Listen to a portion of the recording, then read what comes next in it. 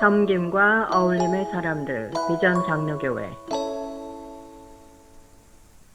내가 너희에게 주기로 한 그 땅으로 너희가 들어가면 나 주가 쉴 때에 땅도 쉬게 하여야 한다. 6해 동안은 너희가 너희 밭에 씨를 뿌려라. 6해 동안은 너희가 포도원을 가꾸어 그 소출을 거두어라. 그러나 7째 해에는 나 주가 쉼으로 땅도 반드시 쉬게 하여야 한다. 그 해에는 밭에 씨를 뿌려도 안 되며 포도원을 가꾸어도 안 된다. 거둘 때에 떨어져 저절로 자란 것들은 거두지 말아야 하며 너희가 가꾸지 않은 포도나무에서 저절로 열린 포도도 따서는 안 된다. 이것이 땅의 안식년이다. 땅을 이렇게 쉬게 해야만 땅도 너희에게 먹을 거리를 내어줄 것이다. 말씀 읽는 사람들, 비전 장로교회. 전면적 진실. 삶의 한순간을 놓고 우리가 집중해야 될 진실이 있을 수 있지만, 그러나 삶은 한순간이 아닙니다. 또 다른 순간이 찾아오고 또 다른 변화와 또 다른 내 자신을 발견합니다. 장례를 치르는데 슬픔에 빠져 있고 오히려 손님들이 위로하는데 갑자기 배에서 꼬르륵 소리가 납니다. 바로 이런 것이 우리 인생에 펼쳐지는 많은 삶의 진실들입니다. 이거는 슬픔이 덜하다는 뜻이 아닙니다. 우리 인생은 이렇게 상황 속에 던져져 매 순간 맞아야 될 또 다른 현실들을 준비해야 되는, 아니 그걸 반응하는 그런 조건에 있습니다.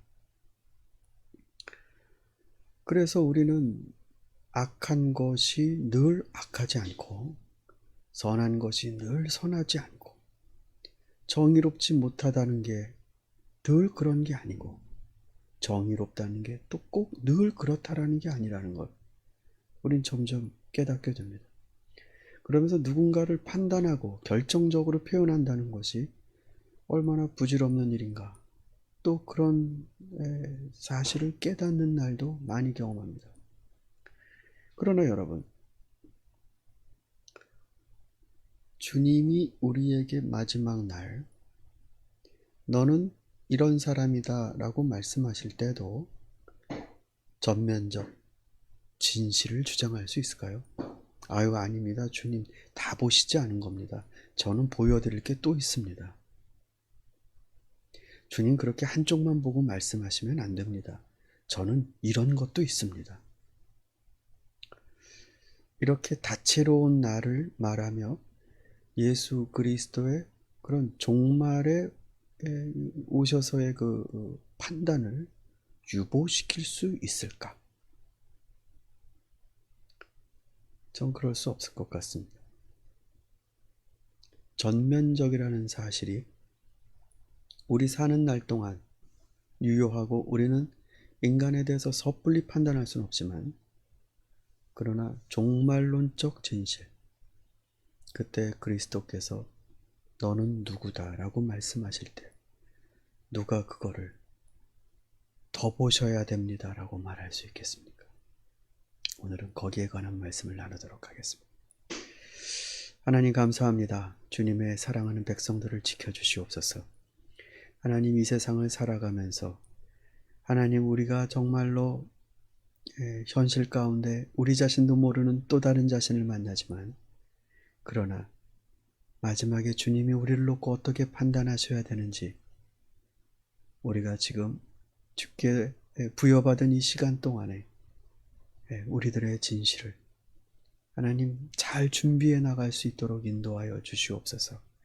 예수님의 이름으로 기도를 드립니다. 아멘. 오늘은 마태복음 25장 26절 말씀입니다. 그러자 그의 주인이 그에게 말하였다.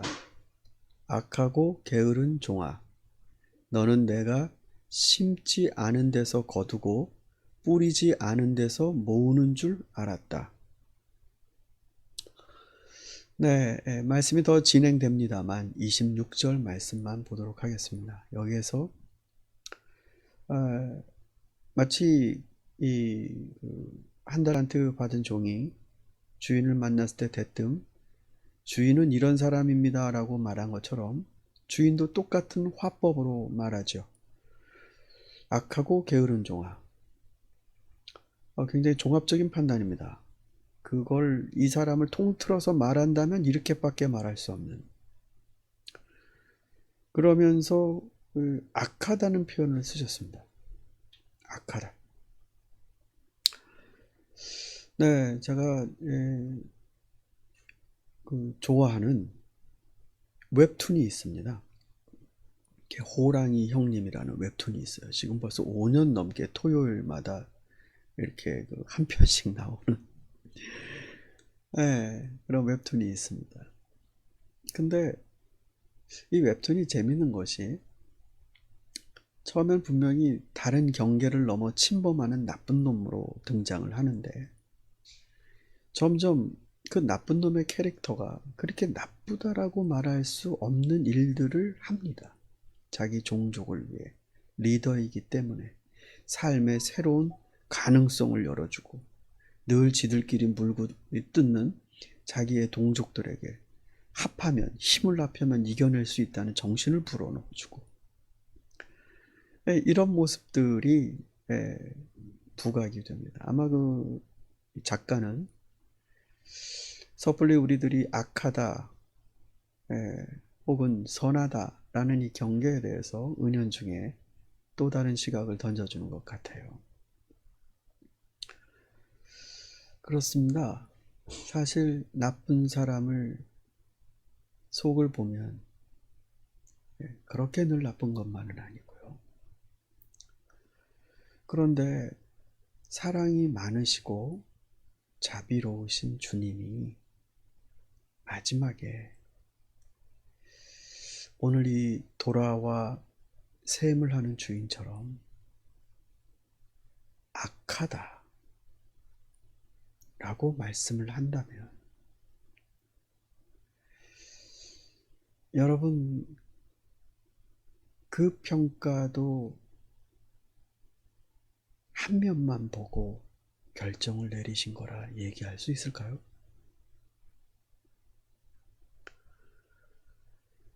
그리스도의 판단, 하나님의 판단, 이런 경우에 주께서 악하고 게으르다라고 말씀해 주시는 건 우리가 너무나 중요하게 귀담아 들어야 되는 내용입니다. 우리의 판단이 이렇게 귀결돼서는 안 되기 때문입니다. 악하다라고 하셨습니다. 뭐가 악한 것인가? 뭐가 돌이킬 수 없이 이 주인의 결정적인 뒤로 이 불가역적인 못 돌리는 판단을 내리게 하는가? 무엇의 주인은 이렇게 분노하는가? 사랑하는 성도 여러분, 이것이 우리가 성서에서 읽어내야 되는 것들입니다. 도대체 우리의 인생에서 뭘 준비를 해야 되는지를 캐내기 위해 성경을 읽어야 되는 겁니다. 성경은 교양이 아닙니다. 우리를 준비시키며 새롭게 살려고 그리스도께서 우리에게 물려주신 길입니다. 저와 여러분이 이 한 달란트 받은 종이 했던 행동을 보며 그냥 이 듣기 좋고 하기 좋은 말로 끝내는 얘기가 아니라 이게 여러분과 저의 미래를 준비하는 좋은 정보가 되었으면 좋겠습니다. 우린 그때 주님, 저를 아직 다 못 보셨습니다 라고 말할 수 없기 때문입니다. 아무쪼록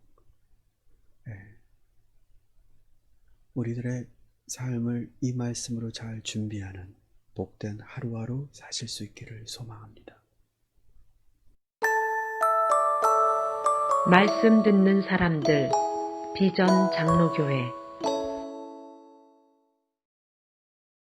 시한부 선고를 받았을 때 불행하게도 질병이 너무 깊어져 시한부 선고를 받는 경우가 있다. 이런 상황에 빠지면 어떻게 대처해야 할지 혼란스럽다. 본인은 물론 가족이나 친지도 심지어는 목회자도 이런 상황에 빠지면 당황한다. 어떻게 위로하고 수습해야 할지 모르기 때문이다. 이 경우에도 기도하는 방식은 동일하다. 기적적인 치유를 위한 청원은 한두 번으로 족하다. 바울도 자신의 질병 치유를 위해 3번 기도했다고 한다. 기적적인 치유의 응답이 없자 그는 그 질병과 함께 사는 것을 하나님의 뜻으로 받아들였다. 이미 받은 은혜가 너무 크기 때문에 하나님께 아무런 불만이 없었다. 고린도후서 12장 8절. 이 원리가 시한부 선언을 받은 사람에게도 적용되어야 한다. 간절하게 자신의 소원을 하나님께 전하면 그것으로 족하다. 더 이상 반복할 이유가 없다. 그런 다음 종합적인 치료를 시작해야 한다. 불치병에 걸린 것이 확인되면 의사들은 대개 어느 정도 성공률을 추정할 수 있다. 아주 절망적이지만 않다면 도전해 볼 가치가 있다. 하나님과 함께 병을 다스리는 사람은 그렇지 않은 사람보다 훨씬 치료율이 높기 때문이다. 예컨대 일반 사람들의 생존 확률이 20%라면 하나님과 바른 관계 속에서 투병하는 사람들의 경우 50%가 훨씬 넘는다는 계산이 나온다. 이것은 이미 여러 종류의 임상 실험을 통해 입증되었다. 종교인과 비종교인, 정기적으로 예배에 참석하는 사람과 그렇지 않은 사람 사이의 질병 발생률과 치료 성공률은 크게 차이가 난다. 그러므로 하나님의 도우심을 구하며 도전해 볼 이유는 충분하다.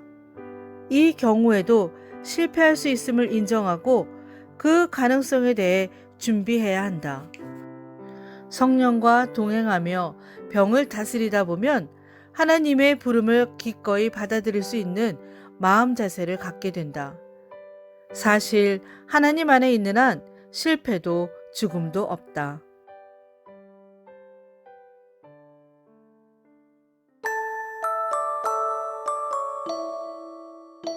책에서 길어내는 영성.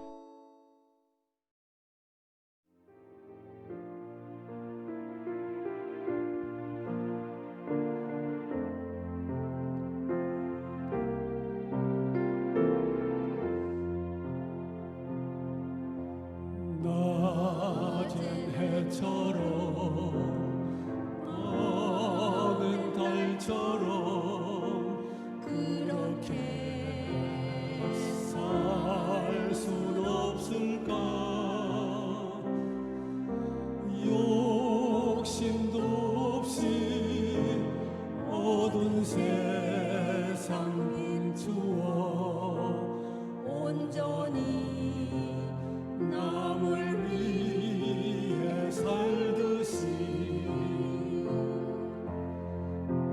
너의 일생에 꿈이 있다면 이 땅에 빛과 소금 되어